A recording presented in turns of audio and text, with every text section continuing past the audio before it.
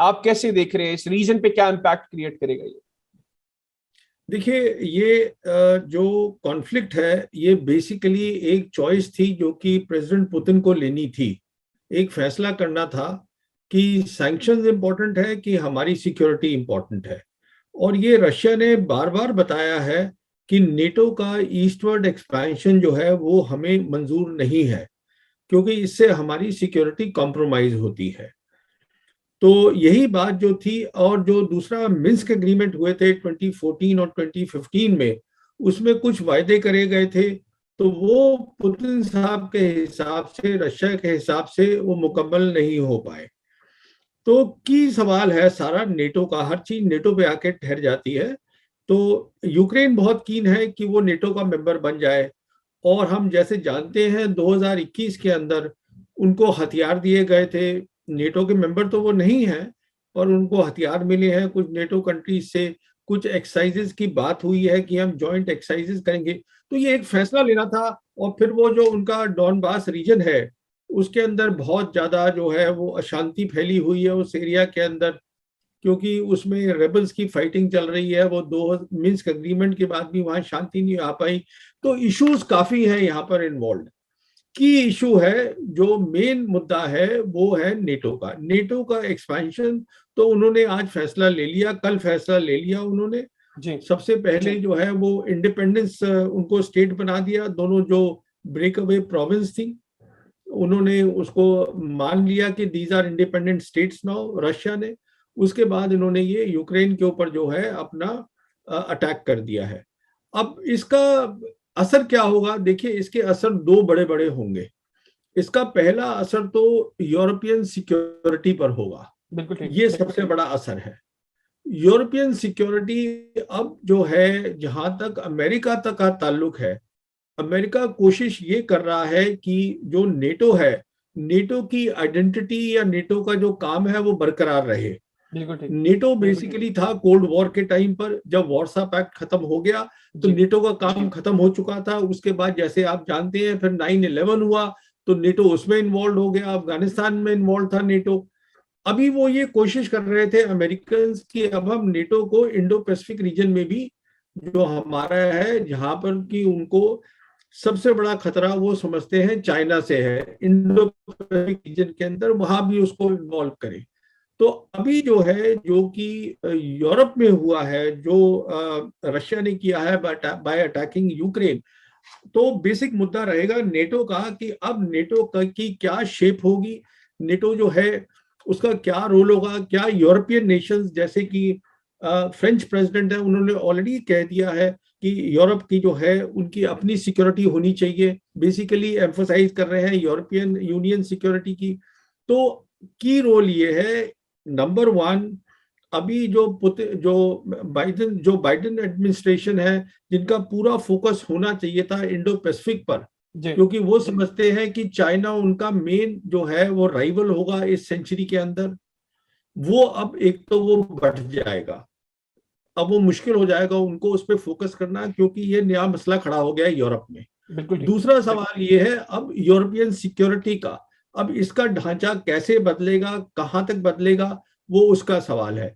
तीसरा, ये एक बहुत क्लियर मैसेज दे दिया है पुतिन ने कि वो जो है, जो भी उनकी टेरिटरीज हैं, और जो चाइना ने भी सपोर्ट किया है, चाइना ने टेरिटोरियल इंटीग्रिटी और सॉवरेनिटी रशिया की सपोर्ट करी है, तो वो उन्होंने कह दिया कि उसके ऊपर हम कॉम्प्रोमाइज बिल्कुल नहीं करेंगे। तो ये तीन बेसिक मुद्दे जो है, जो वहां से निकल के आते हैं, इसका सीधा असर जो है वो इंडो पैसिफिक रीजन पे पड़ेगा। बिल्कुल जी। ठीक। अच्छा प्रवीण साहब, मुझे ये भी बताइएगा, अभी प्राइम मिनिस्टर इमरान खान साहब ने इस क्रूशल टाइम पर रशिया का दौरा किया, और हम देख रहे हैं कि भारत में इस दौरे को बहुत अच्छे से इसके हवाले से बातें नहीं हो रही, क्योंकि हमने कल जनरल राज कादियान से भी बात की। उन्होंने कहा कि मेरी पर्सनल राय ये है कि अगर इस रीजन में ममालिक के आपस की ताल्लुकात बेहतर होते तो ये अच्छी चीज़ है। लेकिन अगर हम भारतीय मीडिया की बात करें और वहां पर जो एक्सपर्ट्स बात कर रहे हैं, वो बिल्कुल मुख्तलिफ राय दे रहे हैं, और उनसे ऐसे जैसे ये चीज़ हजम नहीं हो रही। तो आप क्या समझते हैं, एक तो पाकिस्तान और रशिया के क्लोज टाइज का इस रीजन को क्या फायदा होगा, और दूसरा क्यों भारत के अंदर इसको वेलकम नहीं किया जा रहा? देखिए, पहली बात तो यह है टाइमिंग का। ये काफी बातचीत हो रही है कि इमरान खान जो है ऐसे टाइम पर क्यों थे रशिया के अंदर जबकि रशियंस ने अटैक किया है। तो मेरे ख्याल में ये कोई नेगेटिव बात नहीं है, ये पॉजिटिव बात है कि अगर वो थे। क्यों पॉजिटिव है? क्योंकि वो एक, आज पाकिस्तान जो एशिया पैसिफिक स्ट्रेटजी है चाइना की, जिसमें कि रशिया भी इन्वॉल्व है पूरी तरीके से, वो उसका एक बहुत खास पिवट है, एक बहुत खास मेंबर है एशिया पैसिफिक स्ट्रेटजी का चाइना की, जो कि बेसिकली डिपेंड करती है on belt and road initiative. उसका एक बहुत इंपॉर्टेंट मेंबर है। तो अभी वो मिले भी थे, शी जिनपिंग को मिले हैं विंटर ओलंपिक्स में बीजिंग में।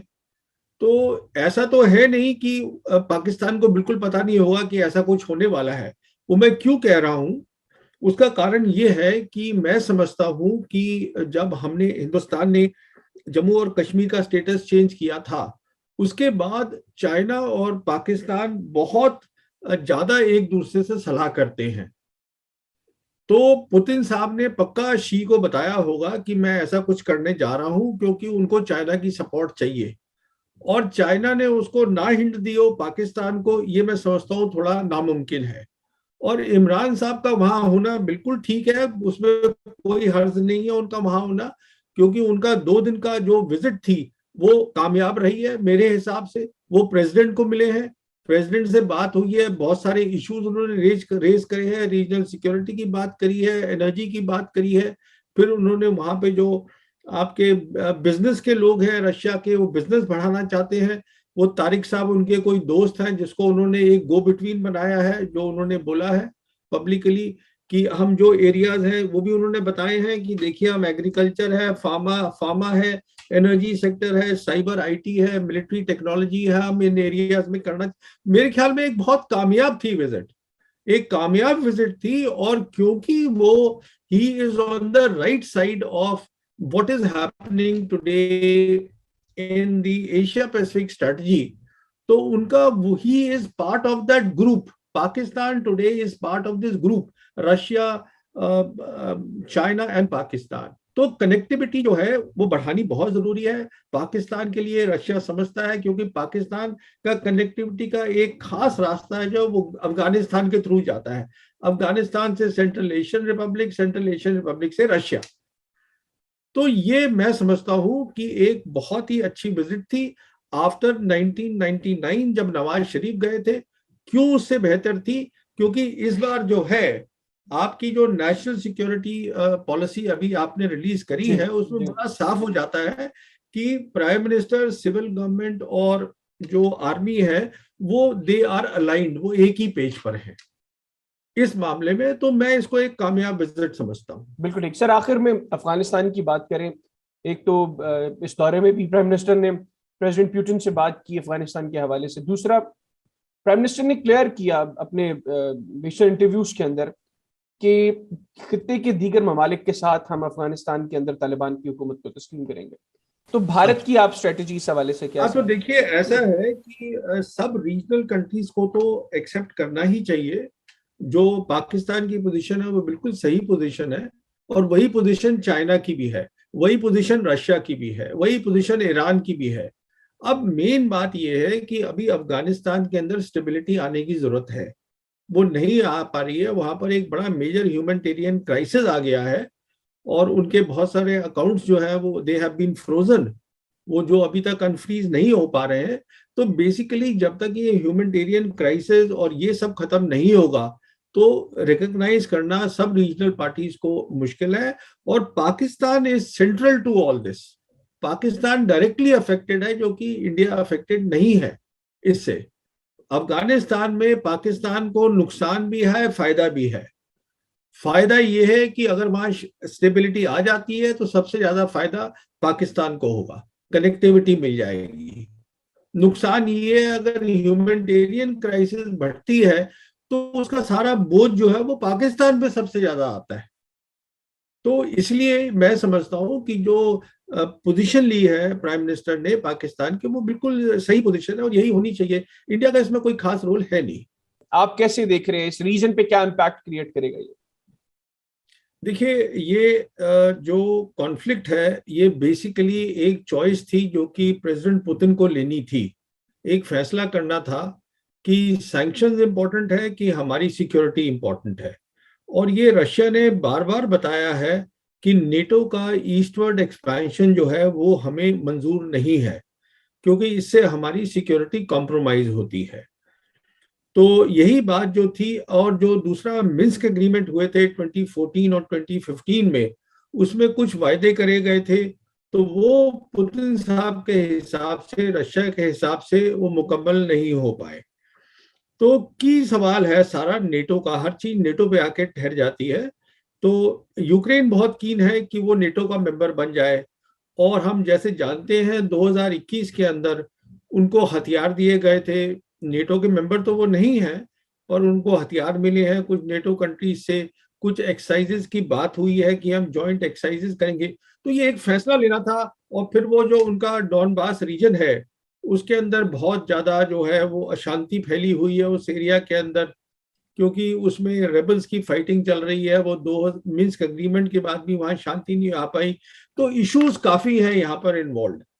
की इशू है, जो मेन मुद्दा है वो है नेटो का एक्सपेंशन। तो उन्होंने आज फैसला ले लिया, कल फैसला ले लिया उन्होंने। जी। सबसे पहले जो है वो इंडिपेंडेंस उनको स्टेट बना दिया। दोनों जो ब्रेक अवे प्रोविंस थी उन्होंने उसको मान लिया कि these are independent states now, Russia ने। उसके बाद इन्होंने ये यूक्रेन के ऊपर जो है अपना अटैक कर दिया है। अब इसका असर क्या होगा? देखिए, इसके असर दो बड़े बड़े होंगे। इसका पहला असर तो यूरोपियन सिक्योरिटी पर होगा। बिल्कुल ठीक। ये सबसे बड़ा असर है। यूरोपियन सिक्योरिटी अब जो है, जहां तक अमेरिका तक का ताल्लुक है, अमेरिका कोशिश ये कर रहा है कि जो नेटो है, नेटो की आइडेंटिटी या नेटो का जो काम है वो बरकरार रहे। बिल्कुल ठीक। नेटो बेसिकली था कोल्ड वॉर के टाइम पर, जब वॉर्सा पैक्ट खत्म हो गया तो जी। नेटो का काम खत्म हो चुका था। उसके बाद जैसे आप जानते हैं फिर 9/11 हुआ, तो नेटो उसमें इन्वॉल्व हो गया, अफगानिस्तान में इन्वॉल्व था नेटो। अभी वो ये कोशिश कर रहे थे अमेरिकन कि अब हम नेटो को इंडो पैसिफिक रीजन में भी, जो हमारा है, जहां पर कि उनको सबसे बड़ा खतरा वो समझते हैं चाइना से है, इंडो पैसिफिक रीजन के अंदर, वहां भी उसको इन्वॉल्व करें। तो अभी जो है, जो कि यूरोप में हुआ है, जो रशिया ने किया है बाय अटैकिंग यूक्रेन, तो बेसिक मुद्दा रहेगा नेटो का कि अब नेटो की क्या शेप होगी, नेटो जो है उसका क्या रोल होगा। क्या यूरोपियन नेशंस, जैसे कि फ्रेंच प्रेसिडेंट है, उन्होंने ऑलरेडी कह दिया है कि यूरोप की जो है उनकी अपनी सिक्योरिटी होनी चाहिए, बेसिकली एम्फोसाइज कर रहे हैं यूरोपियन यूनियन सिक्योरिटी की। तो की रोल ये है, नंबर वन, अभी जो बाइडेन एडमिनिस्ट्रेशन है, जिनका पूरा फोकस होना चाहिए था इंडो पैसिफिक पर, जी। क्योंकि वो समझते हैं कि चाइना उनका मेन जो है वो राइवल होगा इस सेंचुरी के अंदर। वो अब एक तो वो बढ़ जाएगा, अब वो मुश्किल हो जाएगा उनको उस पर फोकस करना, क्योंकि ये नया मसला खड़ा हो गया है यूरोप में। बिल्कुल ठीक। दूसरा सवाल ये है अब यूरोपियन सिक्योरिटी का, अब इसका ढांचा कैसे बदलेगा, कहां तक बदलेगा, वो उसका सवाल है।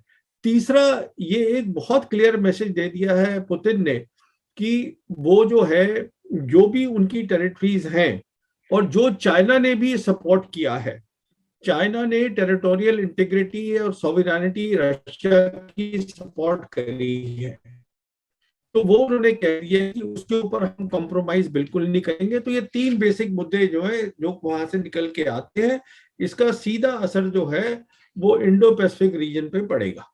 बिल्कुल जी। ठीक।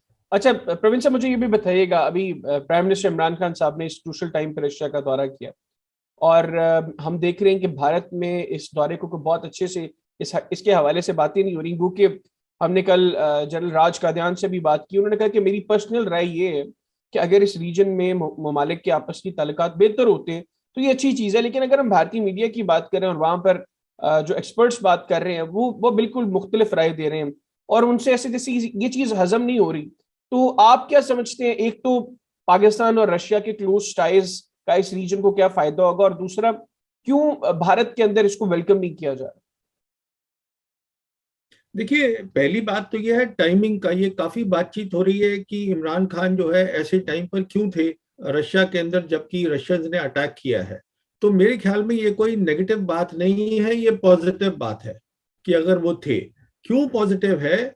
क्योंकि वो एक, आज पाकिस्तान जो एशिया पैसिफिक स्ट्रेटजी है चाइना की, जिसमें कि रशिया भी इन्वॉल्व है पूरी तरीके से, वो उसका एक बहुत खास पिवट है, एक बहुत खास मेंबर है एशिया पैसिफिक स्ट्रेटजी का चाइना की, जो कि बेसिकली डिपेंड करती है on belt and road initiative. उसका एक बहुत इंपॉर्टेंट मेंबर है।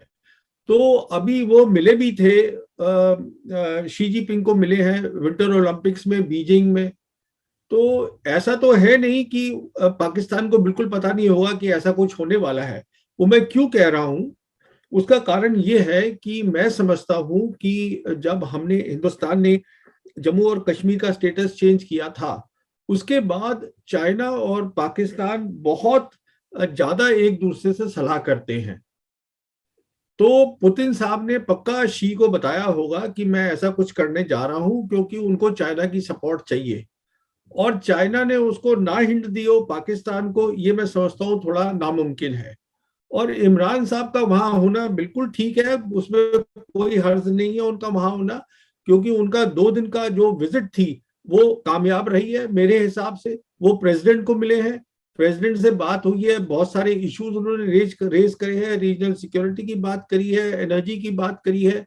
फिर उन्होंने वहां पे जो आपके बिजनेस के लोग हैं रशिया के, वो बिजनेस बढ़ाना चाहते हैं, वो तारिक साहब उनके कोई दोस्त हैं जिसको उन्होंने एक गो बिटवीन बनाया है, जो उन्होंने बोला है पब्लिकली कि हम जो एरियाज हैं वो भी उन्होंने बताए हैं कि देखिए हम एग्रीकल्चर है, फार्मा है, एनर्जी सेक्टर है, साइबर आईटी है, मिलिट्री टेक्नोलॉजी है, हम इन एरियाज में करना। मेरे ख्याल में एक बहुत कामयाब थी विजिट, एक कामयाब विजिट थी। और क्योंकि वो, he is on the right side of what is happening today in the Asia Pacific strategy, तो उनका, he is part of that group. Pakistan today is part of this group, Russia, China and Pakistan. तो connectivity जो है वो बढ़ानी बहुत जरूरी है पाकिस्तान के लिए, रशिया समझता है, क्योंकि पाकिस्तान का कनेक्टिविटी का एक खास रास्ता है जो वो अफगानिस्तान के थ्रू जाता है, अफगानिस्तान से central Asian Republic, central Asian Republic से रशिया। तो ये मैं समझता हूं कि एक बहुत ही अच्छी विजिट थी आफ्टर 1999 जब नवाज शरीफ गए थे। क्यों उससे बेहतर थी? क्योंकि इस बार जो है आपकी जो नेशनल सिक्योरिटी पॉलिसी अभी आपने रिलीज करी है, उसमें बड़ा साफ हो जाता है कि प्राइम मिनिस्टर, सिविल गवर्नमेंट और जो आर्मी है वो दे आर अलाइंड, वो एक ही पेज पर है इस मामले में। तो मैं इसको एक कामयाब विजिट समझता हूँ। बिल्कुल ठीक सर। आखिर में अफगानिस्तान की बात करें, एक तो इस दौरे में भी प्राइम मिनिस्टर ने प्रेसिडेंट पुतिन से बात की अफगानिस्तान के हवाले से। दूसरा, प्राइम मिनिस्टर ने क्लियर किया अपने बेशतर इंटरव्यूज के अंदर कि खित्ते के दीगर ममालिक के साथ हम अफगानिस्तान के अंदर तालिबान की हुकूमत को तस्लीम करेंगे। तो भारत की आप स्ट्रेटेजी इस हवाले से क्या? तो देखिए, ऐसा है कि सब रीजनल कंट्रीज को तो एक्सेप्ट करना ही चाहिए। जो पाकिस्तान की पोजीशन है वो बिल्कुल सही पोजीशन है, और वही पोजीशन चाइना की भी है, वही पोजीशन रशिया की भी है, वही पोजीशन ईरान की भी है। अब मेन बात यह है कि अभी अफगानिस्तान के अंदर स्टेबिलिटी आने की जरूरत है, वो नहीं आ पा रही है। वहां पर एक बड़ा मेजर ह्यूमैनिटेरियन क्राइसिस आ गया है, और उनके बहुत सारे अकाउंट्स जो है वो दे हैव बीन फ्रोजन, वो जो अभी तक अनफ्रीज नहीं हो पा रहे हैं।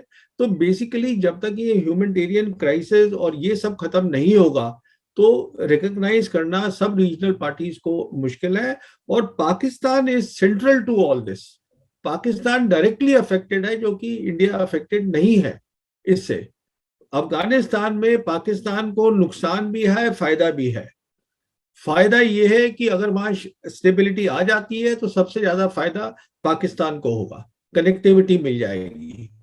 नुकसान ये है अगर ह्यूमैनिटेरियन क्राइसिस बढ़ती है तो उसका सारा बोझ जो है वो पाकिस्तान पे सबसे ज्यादा आता है।